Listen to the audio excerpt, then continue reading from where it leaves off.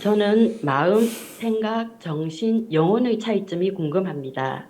결혼과 육아로 여러 깨우침이 있었고, 엄마를 자연으로 보내드린 후 어떻게 죽을 것인가에 대한 생각을 가지게 되었습니다.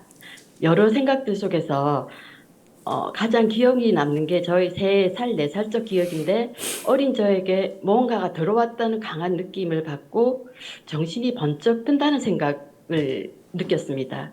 그리고 주변을 둘러보니 할머니께서 닭장을 치우시는 모습이 눈에 들어왔고, 그 이후의 기억들이 쌓이면서 지금의 저로 성장하고 있다고 생각하게 되었습니다. 감사한 하루하루를 보내면서 여러 생각들을 하던 중 스님의 지혜로운 말씀에 감동되어 매일 스님의 말씀과 여러 마음을 통해 저희 생각들을 성장시키고 있습니다. 나이 듦으로 만나는 변화와 성장의 시간에 감사하고 행복한 하루하루를 즐기고 있습니다.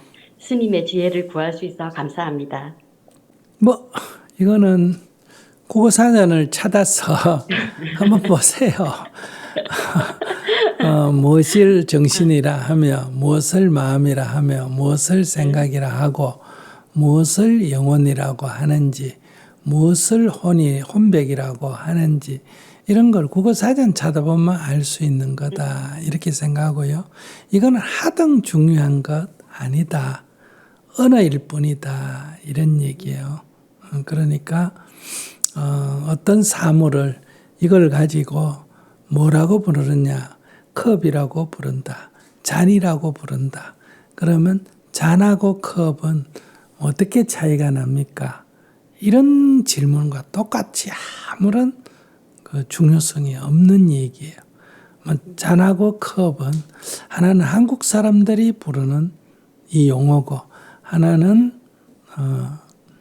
서양 사람들이 영어에서 부르는 용어다. 이런 차이 정도란 말이에요. 그러니까 여기 무슨 신비한 말에 뭐가 들어있는 거 아니에요. 보통은 이제 우리가 쓰는 말을 그러니까 국어 사전 이런 거 떠나가 우리가 일상적으로 쓰는 말을 할 때 몸을 뭐란다? 육체라 그래요. 육체. 그러면서 이제 우리가 이 생각하고 하는 거 있죠. 이런 작용을 뭐라고 한다? 정신이라 그래요. 그래서 상대적으로 나는 이 나라고 지칭하는 이것만 지칭을 해서 육체와 뭘로 이루어져 있다? 정신으로 이루어져 있다. 그래서 우리가 정신 차려라 이런 말을 하잖아. 그죠? 육체와 정신으로 이루어져 있다.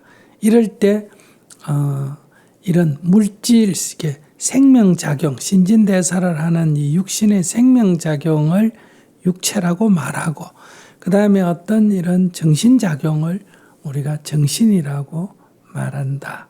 이렇게 볼 수 있고요. 두 번째, 이걸 순우리말로는 뭐라 그랬냐. 육체, 정신, 이건 뭐예요? 한문 단어잖아. 그죠? 순우리말로는 뭐냐. 이걸 갖다 몸이라 그래요. 육체를.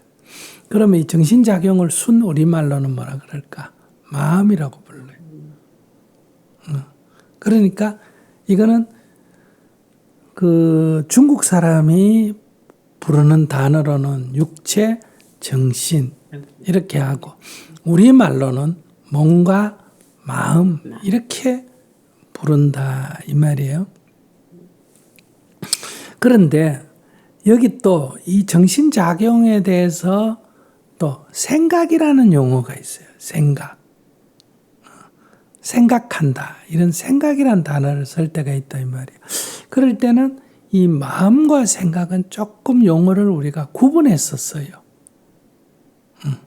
내가 아이고 요새 내 마음이 아프다. 마음이 괴롭다. 이런 말은 쓰지만 나 요즘 생각이 많이 아프다. 생각이 많이 괴롭다. 이런 말은 안 쓰잖아. 그죠? 그리고 또 이제 이렇게 쓰죠. 너 너무 생각이 많다. 이런 말은 쓰지만 너 요새 마음이 너무 많다. 이런 말은 안 쓴다. 이런 얘기예요.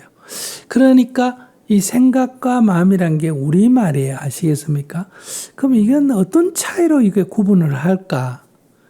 마음이라는 것은 주로 아프다, 괴롭다 하는 이런 감정적인 어떤 작용은 마음이라고 부르고 뭐 기억하고 추리하고 하는 이런 작용은 뭐라고 부른다?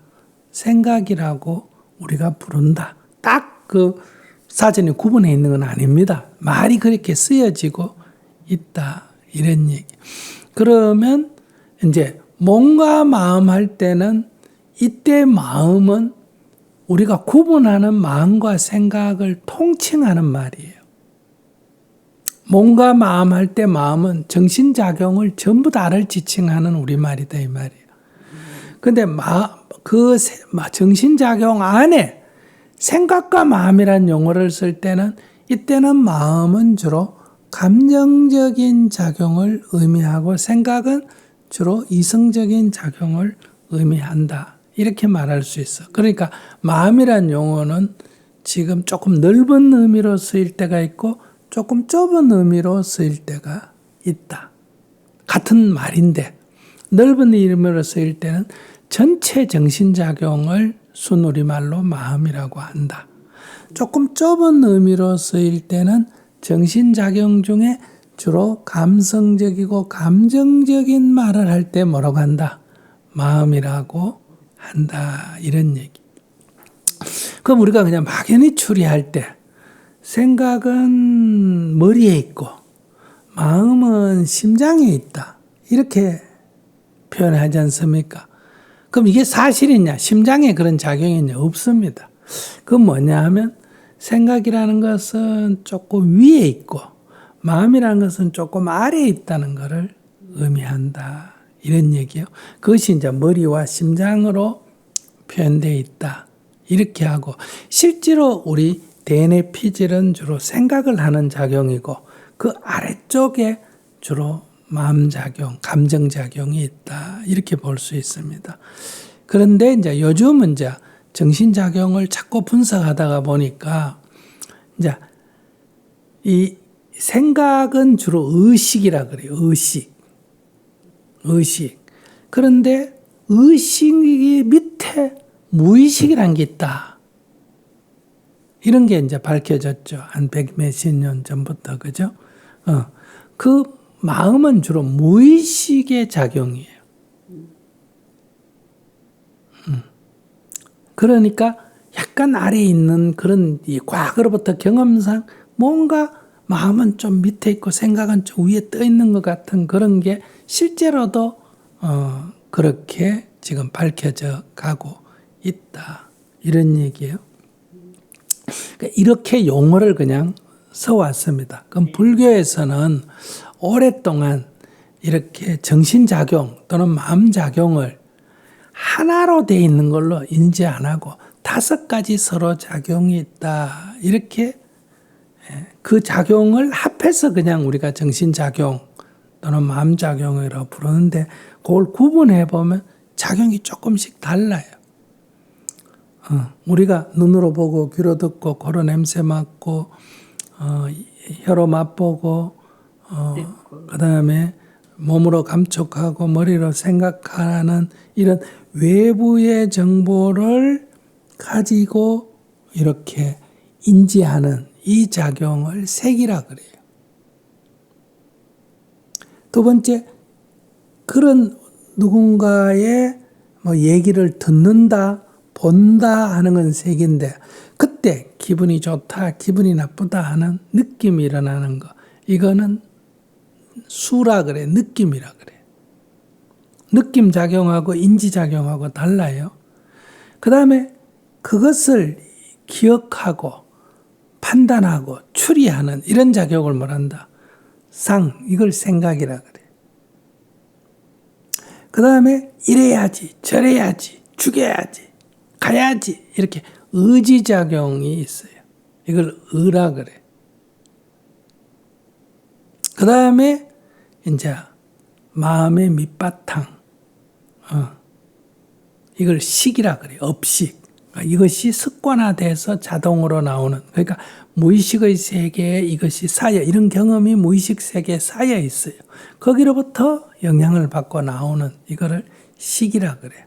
그래서 색, 수, 상, 행, 식 이렇게 불러요. 아까 의라고 하는 게 이게 행입니다. 행.